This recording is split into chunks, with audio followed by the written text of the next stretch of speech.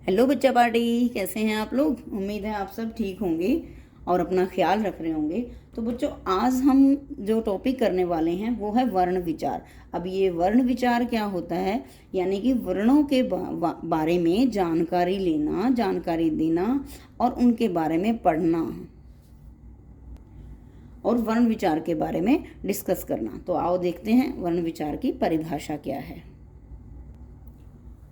परिभाषा देखो बच्चों, वर्ण विचार द्वारा वर्णों की ध्वनि, भेद और उच्चारण पर जो विचार करना होता है वो क्या है, वर्ण विचार। यानी कि हम जो वर्णों को हम पुकारते हैं और किस ध्वनि से, यानी कि कैसी आवाज़ निकालते हैं, कौन कौन से उनके भेद होते हैं और उनको प्रोनाउंस कैसे करते हैं, यानी कि उनका उच्चारण कैसे करते हैं, उनको कैसे पुकारते हैं, उस पर जो विचार हम करते हैं बच्चों, वो क्या कहलाता है, वर्ण विचार जो है वो कहलाता है।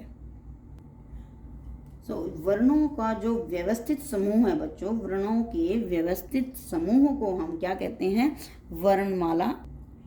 वर्णमाला जो है वो कहते हैं, वर्णों के व्यवस्थित समूह को वर्णमाला कहते हैं। और हिंदी में बच्चों दो प्रकार के वर्ण होते हैं, कौन से, स्वर और व्यंजन। हिंदी में वर्णों के समुदाय को क्या कहते हैं हम लोग, वर्णमाला। और हमारे हिंदी में जो वर्णमाला के जो वर्ण हैं बच्चों वो कौन कौन से हैं, वो दो हैं, स्वर हैं और व्यंजन हैं। कौन कौन से हैं, स्वर और व्यंजन।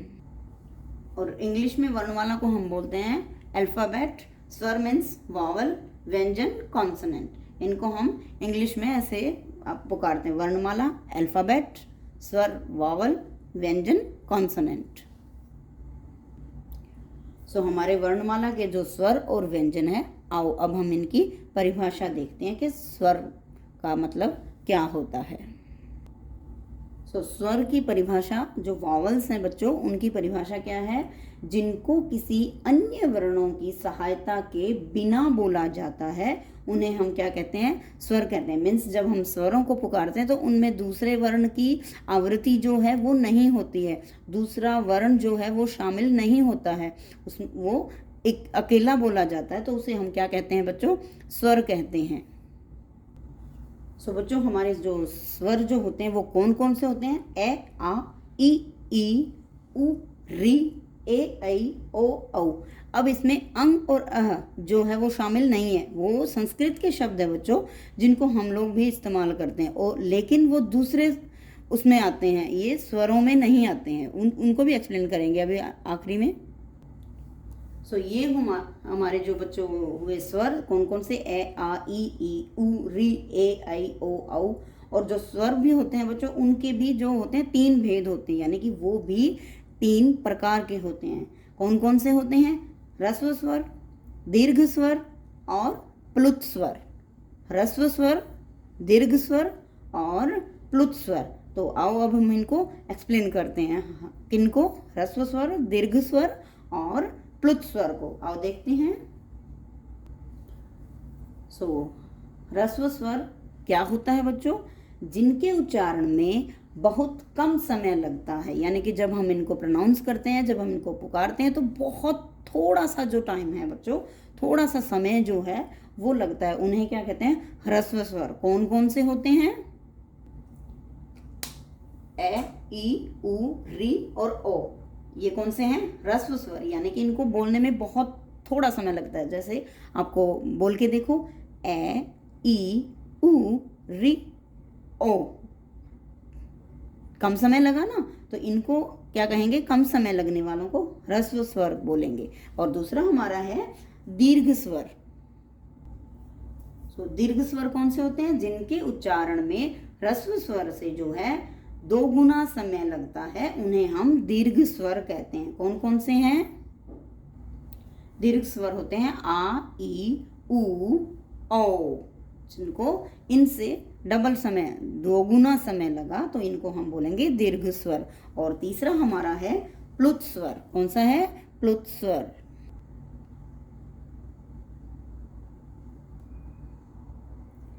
तीसरा जो हमारा है वो है प्लुत स्वर। जिन स्वरों के उच्चारण में ह्रस्व स्वर और दीर्घ स्वर से अधिक समय लगता है उनको हम क्या कहते हैं, प्लुत स्वर कहते हैं। ये कौन से हैं? जो प्लुत स्वर है वो कौन से हैं? ओम।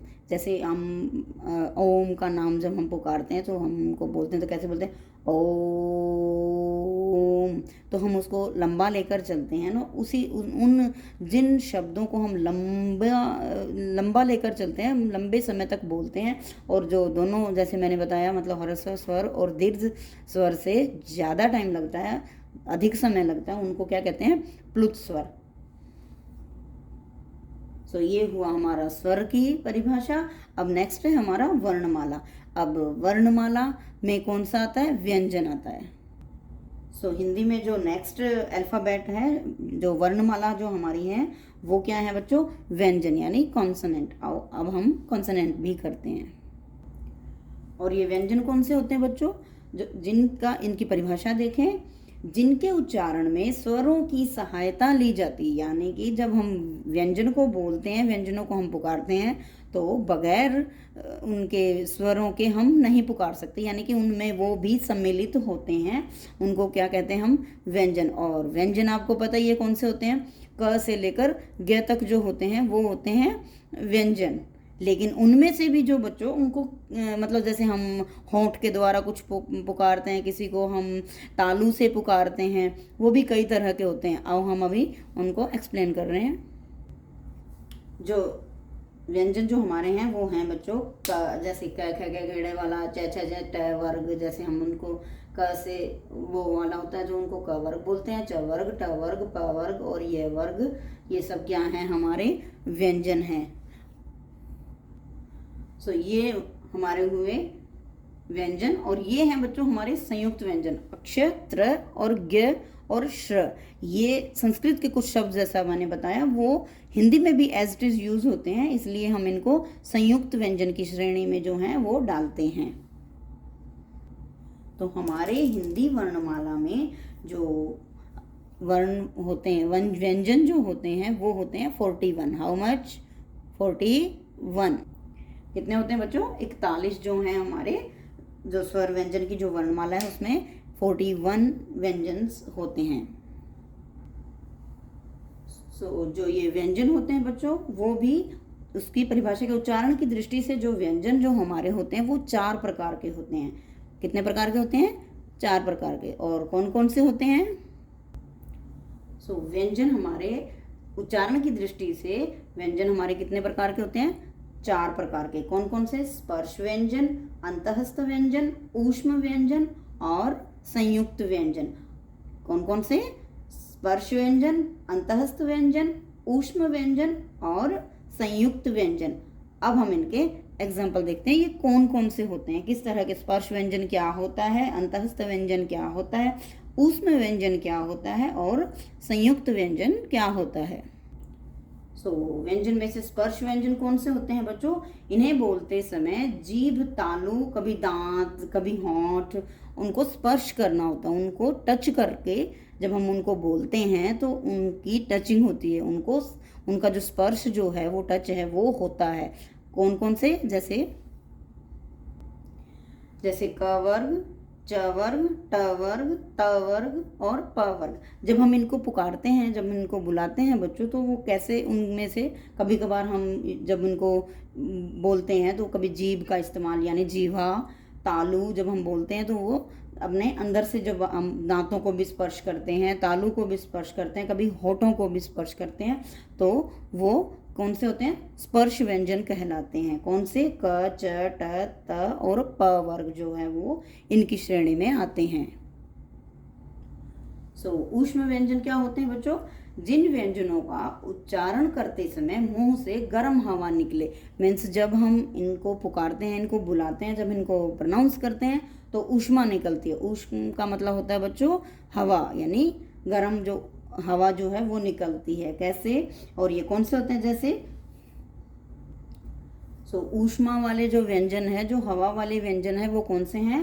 श, श, स, है। अब जब हम इनको पुकार रहे हैं, जब हम इनको बोल रहे हैं तो ऐसे वाली आवाज़ आती है हर बार, यानी कि ऊष्मा की आवाज़ ऐसे उसे। और कौन से हैं ये? ऊष्म व्यंजन है, इनको हम ऊष्म व्यंजन जो है वो कहते हैं। और अंतःस्थ व्यंजन कौन से होते हैं बच्चों? जिन वर्णों में जीभ मुख के किसी भाग को पूरी तरह स्पर्श न करती हो, यानी कि जब हम इनको पुकारते हैं, इनको बोलते हैं, तो जीभ जो है वो अपने मुंह के किसी भाग को टच ना करे, किसी भी भाग को टच ना करे, स्पर्श ना करे। और ये जो वर्ण है वो कौन कौन से होते हैं? वो हैं य, र, ल और व। अब इनको टच करके देखो, इनको स्पीक करो एक बारी, मतलब बोल के देखो बच्चों।